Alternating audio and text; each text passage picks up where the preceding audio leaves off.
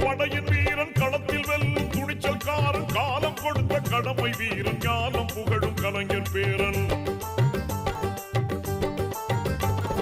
கருப்பு சிவப்பு படையின் வீரன் களத்தில் வெல்லும் துணிச்சல்காரன் காலம் கொடுத்த கடமை வீரன் ஞானம் புகழும் கலைஞர் பேரன் திருப்புவளையின் வழியில் வந்த தமிழ் குருதி